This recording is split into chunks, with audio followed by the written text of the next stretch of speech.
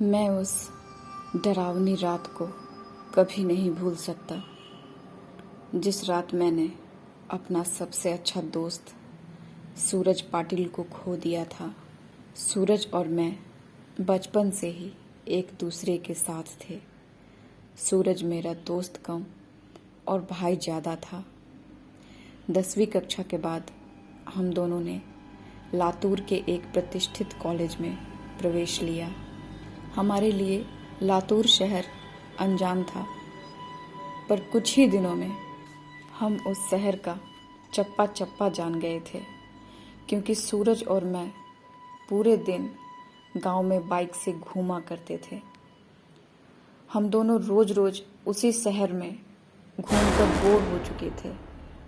इसलिए एक रात हमने लॉन्ग ड्राइव पर जाने का फैसला किया। हमने कामी गांव के जंगल में जाने का प्लान बनाया। हम कामी गांव के जंगल में कभी नहीं गए थे, पर हमने सिर्फ इतना सुना था कि कामी गांव का जंगल सिर्फ नाम का जंगल है, क्योंकि वहाँ हरे भरे पेड़ों के सिवा कुछ नहीं था। क्योंकि उस जंगल में जो भी जंगली जानवर थे वो शिकार के कारण खत्म हो चुके थे।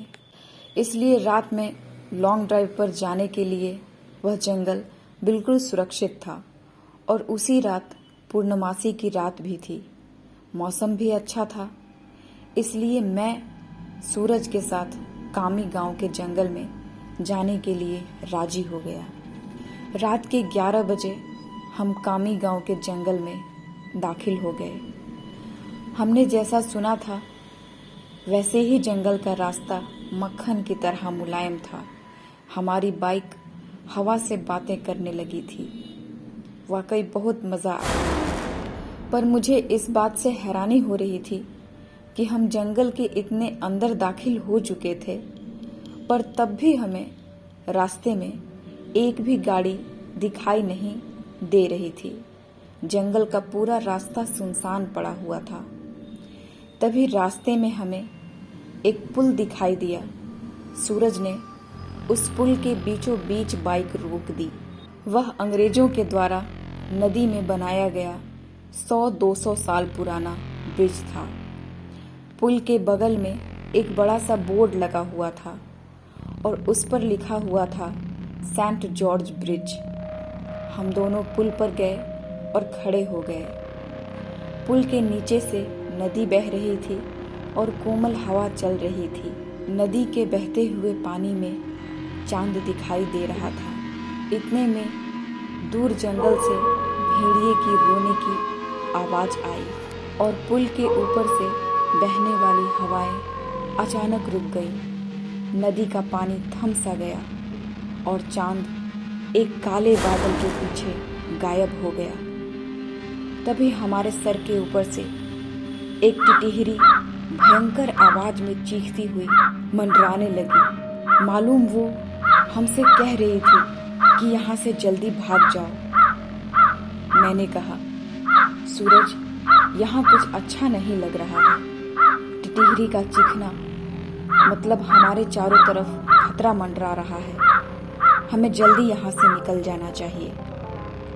सूरज ने कहा, अरे भाई, कुछ अशुभ नहीं होता, बस ये अंधविश्वास है। यहाँ खड़े रहो और चुपचाप नज़ारा देखो। तभी मैंने सूरज से कुछ दूर पुल के पास एक औरत को खड़े देखा। दूर से तो वो दिखने में सुंदर लग रही थी, पर वह पुल के नीचे नदी में झांक रही थी।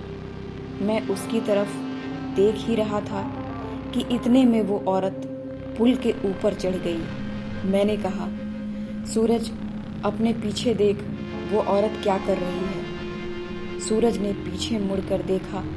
वो औरत अभी भी पुल के रेलिंग के ऊपर चढ़कर नदी में देख रही थी। सूरज ने कहा, भाई, वो खुदकुशी करने की कोशिश कर रही है। सूरज ने मुझसे कहा, खुदकुशी? ये शब्द सुनकर मेरे हाथ पैर कांपने लगे, क्योंकि जब मैं एक बच्चा था तब मेरे दादाजी ने खुद को फांसी लगाकर खुदकुशी कर ली थी, और वो मैं ही था जो उन्हें पहली बार फांसी पर लटकते हुए देखा था। इधर सूरज उस औरत को रोकने के लिए उसकी तरफ भागा, लेकिन मैं वहीं खड़ा रहा, क्योंकि फांसी पर लटकते हुए मेरे दादाजी मेरे सामने आ रहे थे। सूरज तेजी से चिल्लाया, अरे चाची, क्या कर रही हो? उतरो, वहां से गिर जाओगी। सूरज की आवाज सुनकर मैं होश में आया। सूरज उस औरत के बहुत ही करीब जा पहुंचा था और तभी वो नदी में कूद गई। तब तक मैं दौड़ते हुए सूरज के पास पहुंचा। वो औरत हमारे सामने नदी में डूब रही थी और चीख रही थी, बचाओ बचाओ। पर हम उसे सिर्फ डूबते हुए देख रहे थे, क्योंकि हम दोनों बहुत ज्यादा डर गए थे। वो औरत मदद के लिए बुला रही थी। फिर तभी सूरज ने अपनी टी शर्ट उतारा और पुल के रेलिंग पर चढ़ गया। मैंने उसका हाथ पकड़कर उसे रोकने की कोशिश की, लेकिन वह नहीं माना। उसने मेरे हाथ से अपना हाथ छुड़ाकर उस लड़की को बचाने के लिए नदी में कूद गया। सूरज नदी में कूदते ही उसने अपने आसपास देखा तो उसे वह औरत कहीं भी दिखाई नहीं दे रही थी। उसने सोचा कि वह डूब चुकी होगी। फिर उसने गहरी सांसें ली और पानी के अंदर डुबकी लगाई। कुछ देर बाद वह पानी के ऊपर आया, लेकिन वह लड़की कहीं नहीं दिखाई दे रही थी। मैंने आंखें बंद करके भगवान से प्रार्थना की, लेकिन जब मैंने आंखें खोली तो मेरे बगल में ही पुल की रेलिंग पर वही औरत बैठी हुई थी जो कुछ देर पहले नदी में कूद गई थी।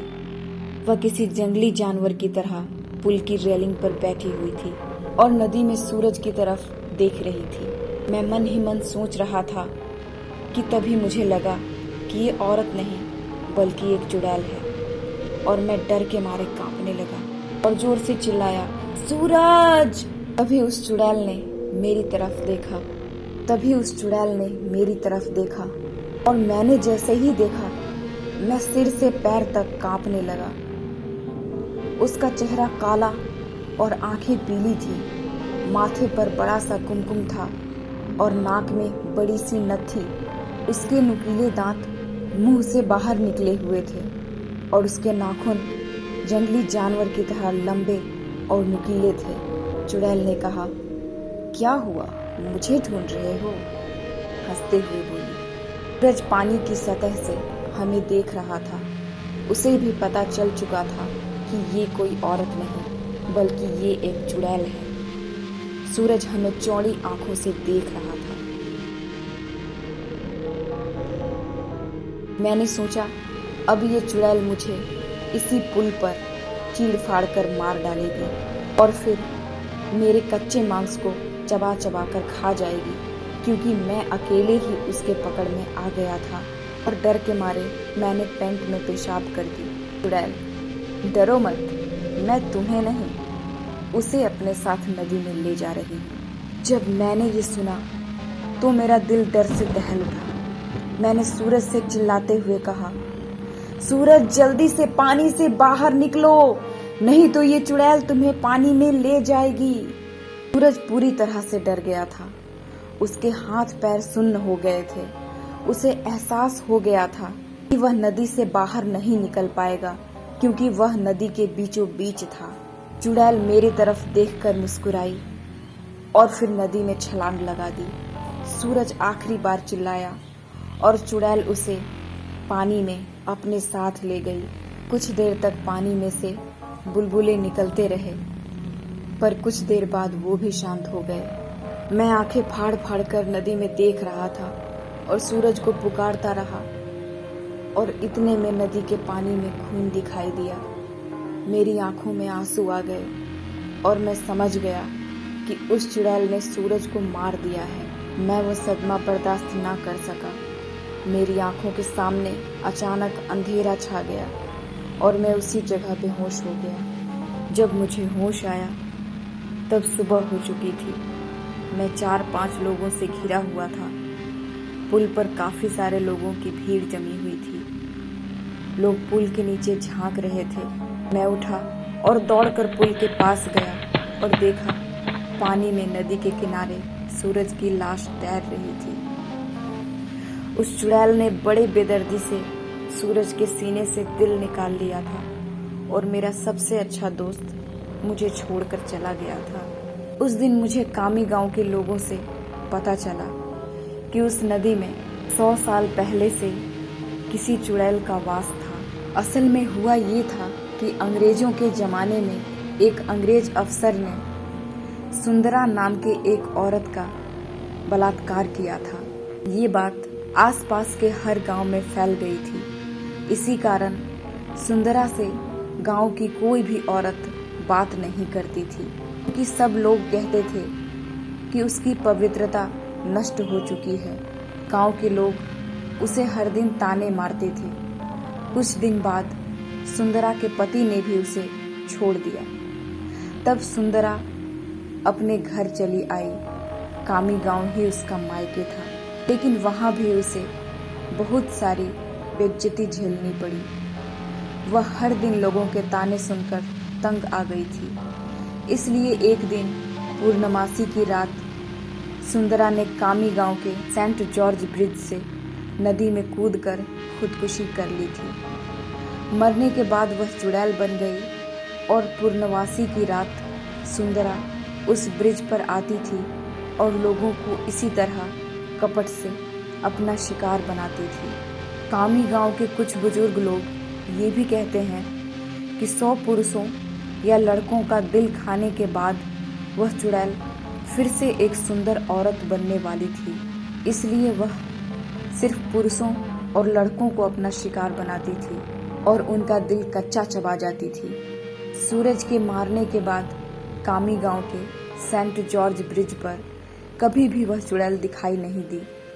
इसलिए कामी गांव के लोग कहते हैं कि मेरा दोस्त सूरज उस चुड़ैल का आखिरी शिकार था और उसके बाद वह फिर से जिंदा और सुंदर स्त्री बन गई और अभी वह किसी आदमी के साथ सामान्य जीवन जी रही होगी।